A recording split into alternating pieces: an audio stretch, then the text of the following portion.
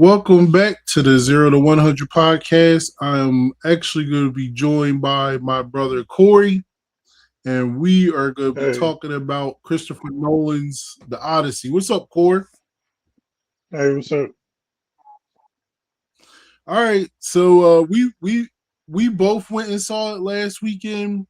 Like actually, not this previous weekend, the weekend before when it first came out, um, and we got to see it in standard. Let's get started with what would you give it for a letter grade? I give it an A. I was trying to feel like was leaning towards A plus, but then I'm like, there's a couple little things, so I'm gonna give it a strong A. Mm-hmm. Yeah, Yeah, I agree with you. It definitely gets an A plus for me. Uh, yeah, it's it's funny. Like I think I said to you afterwards, like with Christopher Nolan, his movies for me, it's always I either love it or I hate it.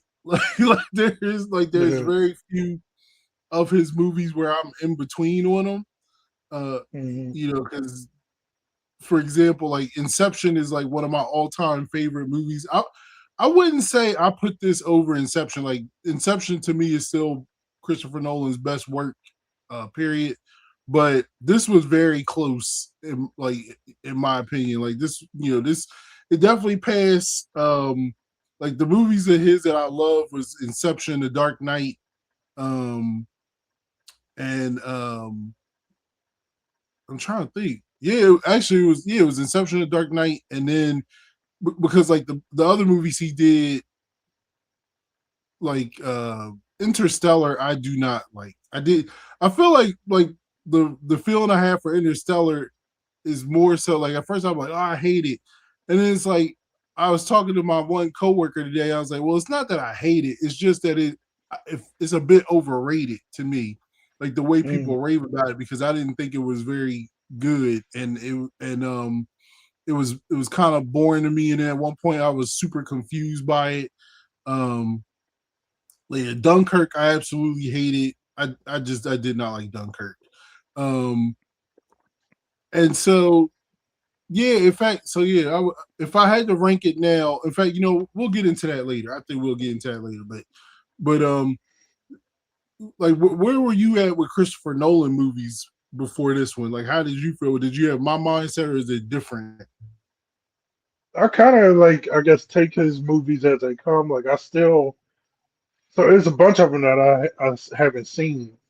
Mm-hmm. Like I haven't seen Dunkirk, haven't seen Oppenheimer. Um, and so like my favorite going into this, it would be between The Dark Knight and Inception. Um, Tenet, I'm just confused by it. So Yes. I mean, it was kind of cool, I guess, to see like when I watched it, but it was just like I don't understand you know what it is or whatever. And so, and I liked Memento. I think I've only seen it once or maybe twice, but I thought it was an interesting movie, like interesting concept. Um, and so yeah, that's it. I remember seeing The Prestige maybe once, and I thought it was okay.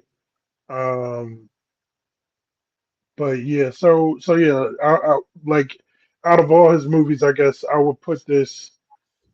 My top two was definitely Inception and The Dark Knight, and I'm trying to, I would have to watch them again, I guess. I think I'm leaning more towards Dark Knight just because Um, I really like the Joker's Heath Mm-hmm. Ledger's performance as a Joker, and just Batman was kind of cool. Uh, yeah, Elias needs what you need, big boy. Oh, no problem. The one on the door. Yeah, so I would put this like I guess right below Inception and The Dark Knight. Yeah, I was gonna say if I forgot. Like, yeah, Memento. I agree with you. That was one.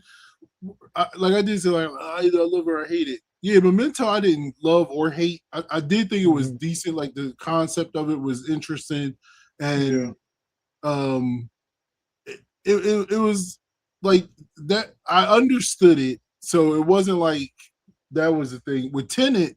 Man, I'm 100% with you on that. Tenet is one of those where it's like I waffle back and forth in terms of do I like it or do I hate it, because it was that might be one where I feel like I settle on where like, oh, it's okay. It's just because the first half of it I thought was spectacular, and then the second half I was so confused, I just couldn't understand. And then I would sit there and say, oh, I just need to rewatch it and pay attention more, because that was the thing with Inception. Like, if you paid attention, you could it flowed nicely and you would understood it, stand it. Hmm. And so with 10, I was like, oh, I just need to pay attention more. And every time I kept rewatching it, it just got more and more confusing. Like I've watched Tenet at least 5 times, and it only got more and more confusing. And so I got to the point where I was like, you know what, I just don't get it. I was like, I'm just not. I was like, maybe I'm not smart enough to get it. And so I will say, going into the Odyssey, I was concerned because there's this really great video of Christopher Nolan where he's explaining his storyboarding process. It was so crazy because like he had like this storyboard up and he was like, this is the beginning, and then the beginning though is actually the middle of the story, and this is the middle of the story becomes the end. Like it was so weird and Uh, confusing. I was like, this dude refuses to tell a linear story. And so when Odyssey started off, I was like the way it starts with at the party at his home, and it's very clear that Odysseus hasn't been home and he's missing, and it's like, and I was like, oh god, I was like, oh god, I was like, this thing is gonna be jumping all over the place. I'm gonna be confused. I was like, Nolan, hmm. but it was no, it was easy to it was easy to go along with, and uh, so so yeah, like what did you think of the start of the movie, which was with Travis Scott, which I thought was funny because I was like, what is Travis Scott doing in Yeah. here? It. Yeah. That took me out for a second where I was just like, oh, Travis Scott. And then I was just like, this kind of sucks. But then I was like, it's just a small part. So, Mm-hmm. but no, as far as like the timeline of it and stuff, you do have to, I guess, like pay attention a bit because it was like trying, but it wasn't too difficult, and probably because like like the Odyssey, the story or whatever, like kind of how it goes, and so um so yeah, with that, like I thought it was interesting um how I guess it was like kind of told in flashbacks, and then you had like Mm-hmm. the present day stuff uh happening in Ithaca. Um but yeah, it was it wasn't too hard to follow. It's one of those that but I definitely would want to watch it again to, like pay attention to some stuff or that I'm, didn't quite see. Um but it was the movie was good though because like even though it was 3 hours long, it didn't feel like I don't really think it dragged in too many places. You know what I mean? Like it kept the story moving forward, so you weren't bored, um, even though it was like a long movie.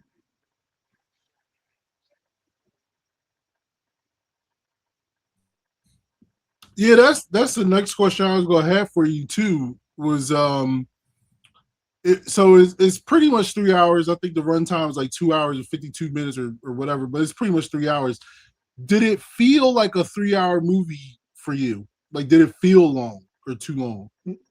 No, because it's like I guess yeah, like it had me wrapped up in it, and maybe because it's like it was kind of broken into episodes or something. You know what I mean? Like the different obstacles or challenges that he was facing. It kind of broke the movie up to where um, it was. it was surprising a little bit. Like I did look at my watch at some point just to be like, huh, like because we were into the movie a lot, and it was like um, so no, like it didn't feel long at all. I'm trying to think of you know what I yeah like I don't even sit down to watch. That's what's keeping me from watching Oppenheimer. I'm like, do I really want to sit for 3 hours and watch this movie? But um, you know, after watching Odyssey, I'm like, maybe I'll check out Oppenheimer. Um, but yeah, it didn't drag at all. Like you know, there were slower parts, but even though like I know the story of the Odyssey, it was still like cool to see and the tension in like the different um parts of the movie. Like I was wrapped up in it, so it didn't feel like a 3 hour movie. Like it was enjoyable the whole way through for me. Yeah, I'm with you. I'm with you too because it definitely didn't feel like a 3 hour movie to me. Um, uh, like that was one of the interesting parts of it. Like yeah, it definitely didn't feel like a 3 hour movie.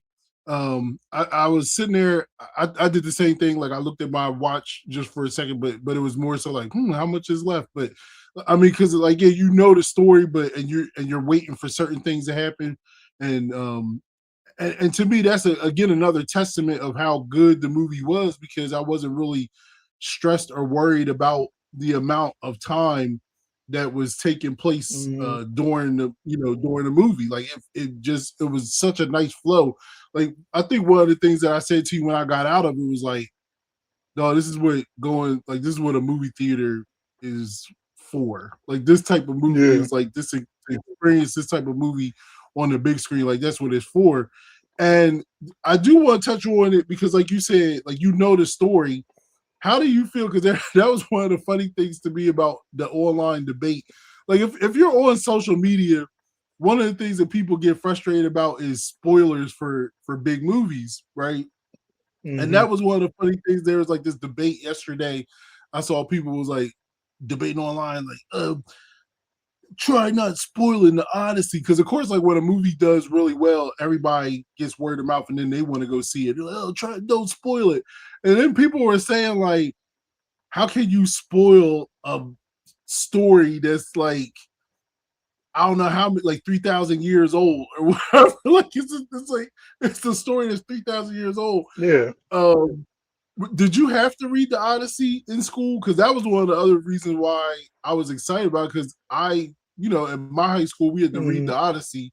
It was required reading, and so it was one of the like there's certain required readings that you get and you're excited for. Like I remember we had to read Shakespeare. Some of it I was cool with, some of it I absolutely positively hated. But any like the Iliad, the Odyssey, Greek mythology, I was excited for that. So what Yeah. was Like your feeling about it?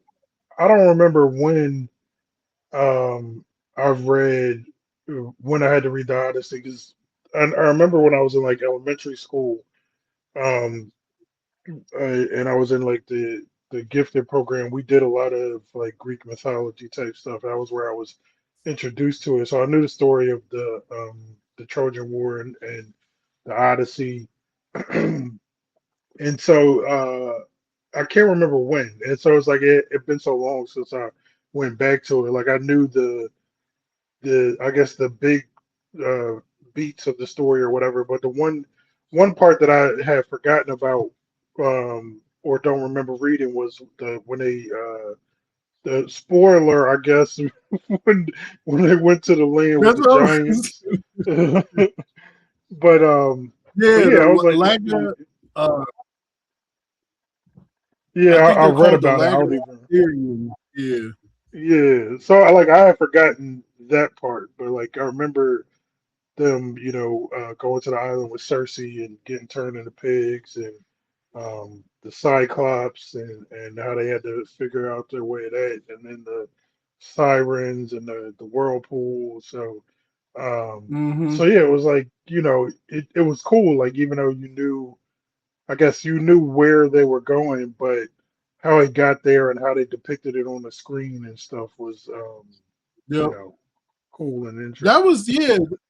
I was gonna say that was the other. Yeah, I mean, that was the part that yeah, the part with the giants, the Lagosterians is I believe what they were called, but that part Mm-hmm. for yeah, I didn't remember that, and so seeing that depicted was actually yeah, that was really cool. The Cyclops to me is the most of like everybody remembers or it seems Mm-hmm. like if one thing that people seem to remember is the Trojan War part, and then the Cyclops is the thing that people remember the most. But I was very like it was one of the other fears that I had with Christopher Nolan is that I was afraid that he was going to try to make it too realistic, like in terms of like Mm-hmm. not in the way it was depicted. Like I thought the way that everything was shot because there was a behind the scenes thing that I saw with the Cyclops that they actually used like a physical puppet, like a really big Mm-hmm. physical puppet that they used to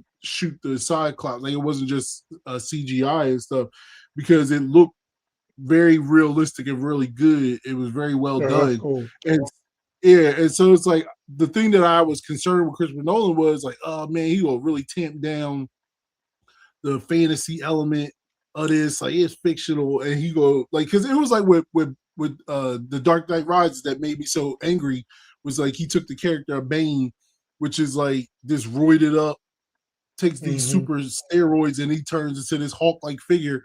And then you had the Dark Knight Rises. He's like, no, we're not gonna do that. It's just a tough guy with a breathing problem. You're like, what? Like it's like that kind of, like that irritated me. But um what was what was cool about this is that he did make it almost as if this was like realistic, but he Mm-hmm. didn't shy away from the mysticism. Like one of my and we can get to the favorite parts of it. Like one of my favorite parts was after they had the journey through to hell to find out how to get home. And it was like, it laid out what was going to happen. And he was like, I'm going to stop it. I'm not going to let this happen. And it's like they had the part where they said after the sirens, you'll come across the whirlpool and then you'll have the creatures. And like, that, first off, it shocked me. Like, again, I know what's happening because I understand the Yeah. story. I've seen it. But when the monster thing dropped down and grabbed some of the people off the boat, I was like, oh snap! Like it was like Yeah. it got me. And I was like, yes. I was like, he didn't shy away from it. Yeah, it was cool that like he, you know what I mean, it's mythology and stuff, and so he's just like, yeah, like we're going to include the gods and magic and all of that kind of stuff. Yeah, Um, and so yeah, it was interesting, like because that part when it was snatching, I was like counting the dudes that got pulled off the ship or whatever, because it said, yeah, you got to mm-hmm. lose six, and and it's crazy because like I was sitting there like, you know, okay, it's gonna be some way that some of them was gonna survive. But it really was just him. Um, Yeah. and Because it was so like yeah. even when it was like it was. I love that scene when they traveled. When he traveled to hell, like that Hmm. was another really super cool scene. Even the music that uh the composer or the is it Lou it's Ludwig Göransson, right? And Because Gorison, yeah, yeah. yeah, he did the Mandalorian. He works with Ryan Coogler a lot. Hmm. Like yeah, he's awesome. And so like that scene was so cool to me, where it's like all the dead came and to talk to Odysseus and tell him how to get there. So it's like, oh, you're gonna come across the sirens and you're gonna come past this whirlpool. It's like, and then you'll be on the aisle and you can't eat the cows because it's Apollo's cows. And I did wish, Hmm. like, if there was one thing that I do wish that they did, like you said, like the only gods that you actually see is Athena and Hmm. played by Zendaya, and Calypso, played by Charlize Theron.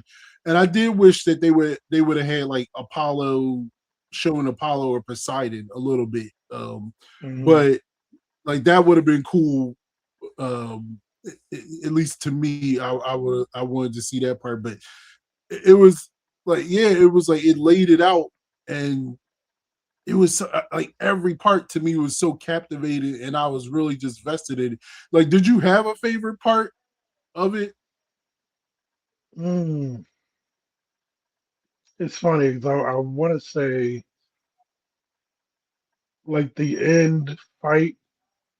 Oh it- yeah. it- I'm like that might have been my most satisfying part, but I think, uh, yeah, it's funny because I'm like I did also kind of like them sneaking out of the Trojan horse and getting the gate open. Mhm. Um, so yeah, those are probably my two favorite parts. So Yeah, like, the so I guess yeah. like, I don't even remember Tom Holland's character's name, Temeculus Um, yeah, or yeah, so whatever. I Temecula's. don't know, but when he went to see, Tell all yeah, oh yeah, I was like the names, all of it is hard to say. yeah. But when he went to see The Menelaus names, to get, yeah, like yeah, Odysseus was is yeah, yeah. yeah, I was gonna say like all the names is crazy to say like to yeah, because Tom Holland's character was yeah Temecula.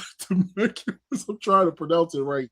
Um, Telemachus, or at least that's how it okay, looks like it's spelled to me, yeah, Telemachus, or but um, and then so yeah, I was like that part, yeah, the end part where he like even the whole thing that they added the element to his character of like how he would pluck the bow before yeah, he would like when he was hunting to give the and it was like even hmm, before he was killing like that was the whole thing like when you hear that bow straight like oh this dude about to go to work like even that part got me like I don't know it was so crazy because it was like you had what's his name's character, the actor. I'm trying to remember. Let me get his name right because I don't want to mess his name up. Well, you had Corey Hawkins' character. hmm, Um, yeah, when like Odysseus reveal, and then next thing you know, like he plucks the string, and he's like, "What is it?" Like he starts talking, and before he can even finish the sentence, like arrows. I was like, "Whoa!" yeah, Yo, I was like, "Okay." It was like even like that was one of the cool things about like Christopher Nolan can do action because you've seen it in Inception, you've seen it in The Dark Knight, but it was it's something about like the sword and armor type action, like because like I hmm, love Gladiator, I love Braveheart, and this was like more intimate because it was more up close fighting. Like you didn't really see like a grand scale, like even with the Troy thing to me, which was the most grand scale type part it was like I liked how swift the action was. Like one of the other my favorite hmm, scenes was when he saved his son when they tried to ambush him at Athena's yeah, uh like tabernacle or whatever. And that one dude was sitting there like, look, I've already let one old man in like before he can even finish talking, like boom, like what like it was also showing like, yo, Odysseus is that dude, yo, like hmm, you're not gonna sit here and do all that stuff. um what like this cast was stacked like it had even like it had a lot of big name people in it yeah, but they even in, like they had small parts like they all made a thing hmm. but it was like outside of like what actually I was gonna say outside of Matt Damon but who in fact let's just flat out say who was your favorite like what was your favorite performances in it. Um, Anne Hathaway was really good, but I think if I had to pick Mm-hmm. a favorite, I would say John Leguizamo. His character, yeah, I don't remember none of these names, but yeah, John Leguizamo. I thought he did a phenomenal job, and um, Surprising to like me, yeah, I was yeah, surprised by the like performance. he really blended into the role. Um, and so yeah, it's like, but yeah, everybody I think was good, except Travis Scott, but he's not really an actor. So, but I think everybody did a good job. Even the big name actors that had small parts.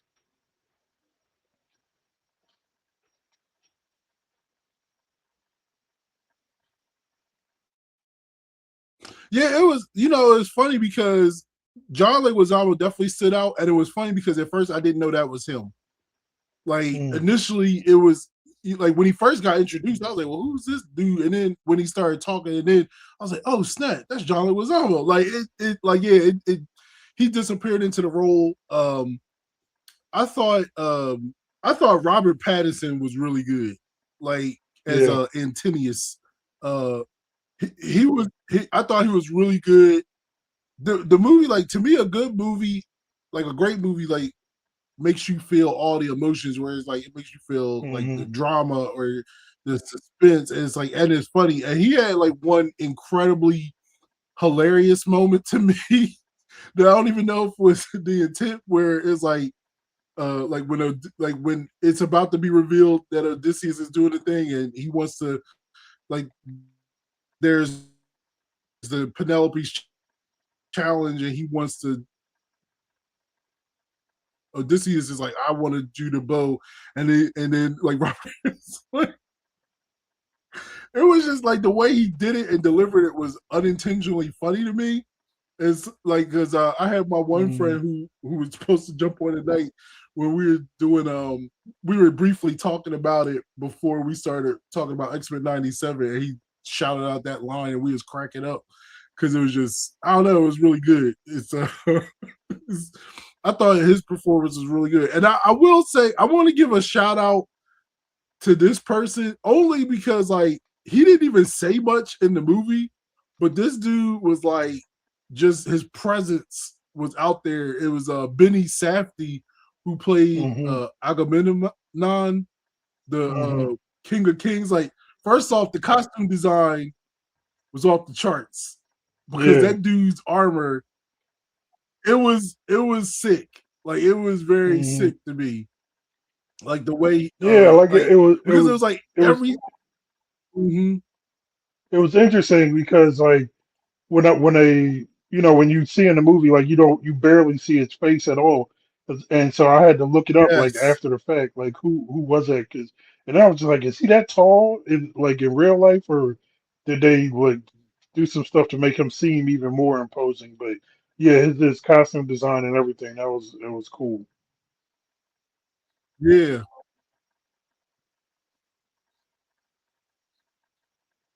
Yeah.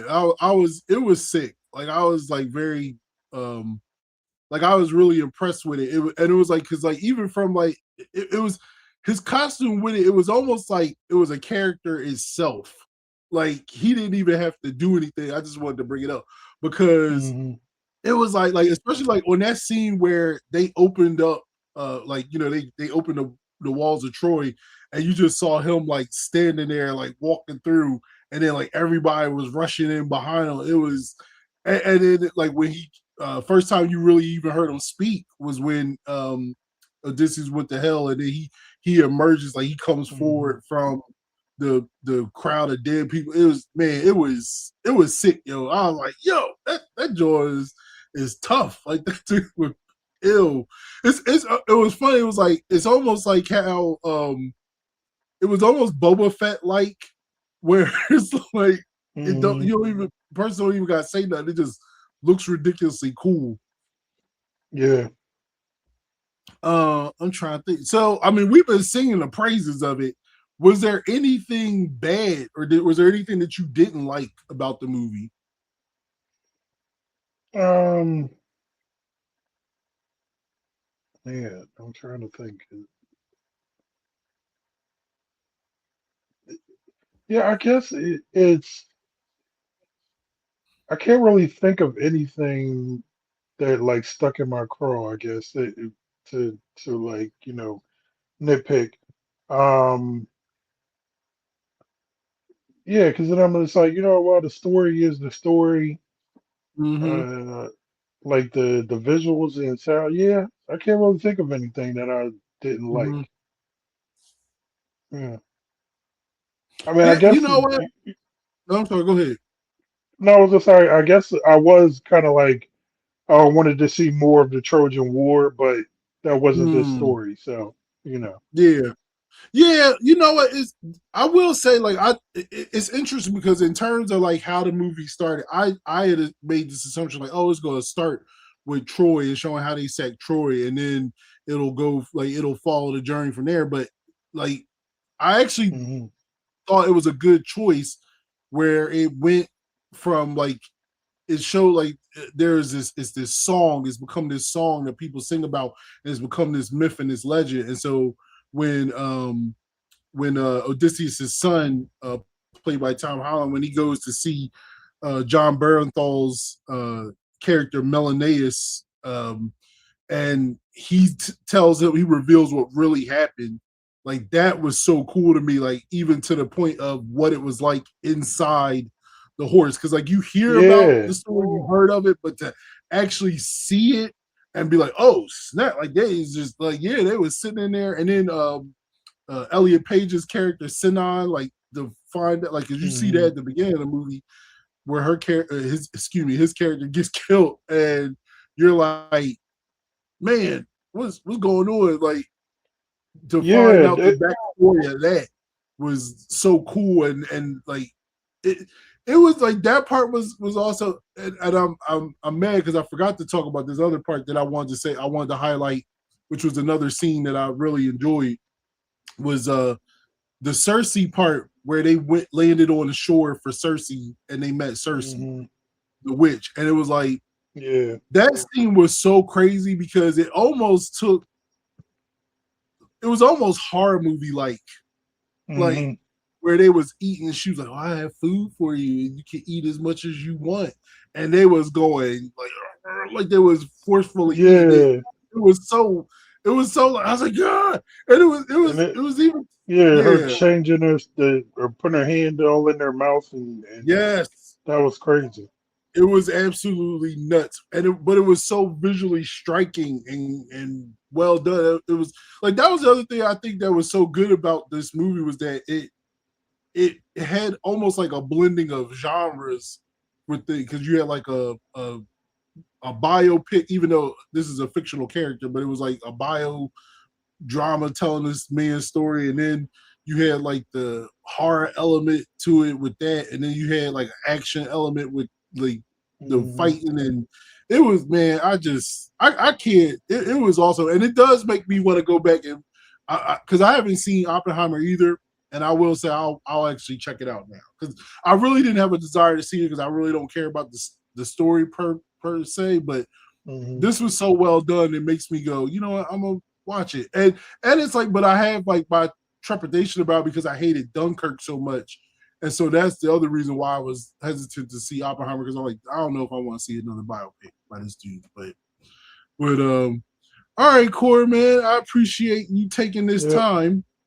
And are you? I will ask you this: are you gonna go see it again? Because like I saw Sinners twice, and the second time I saw it in IMAX because I was hearing everybody talk about IMAX, and Yeah. this is one where everybody was like, "You need to like it can only be seen in 7D millimeter IMAX," and I was debating if I wanted to, but I was like, you know what, I definitely want to see this in IMAX. So, Yeah.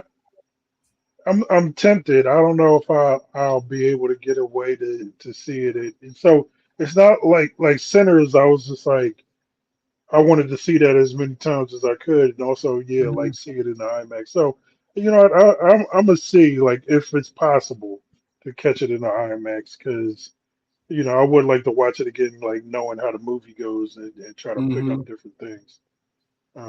But yeah, I don't know. I Okay. would be willing to, but I'm not gonna try that hard, I guess.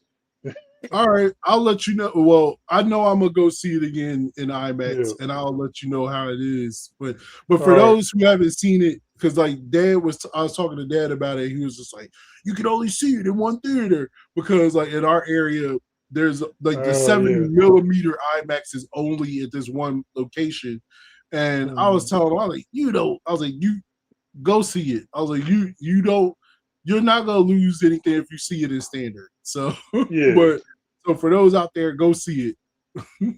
Yeah. All right, Core. You have a All good right. night, man. Me too. Peace.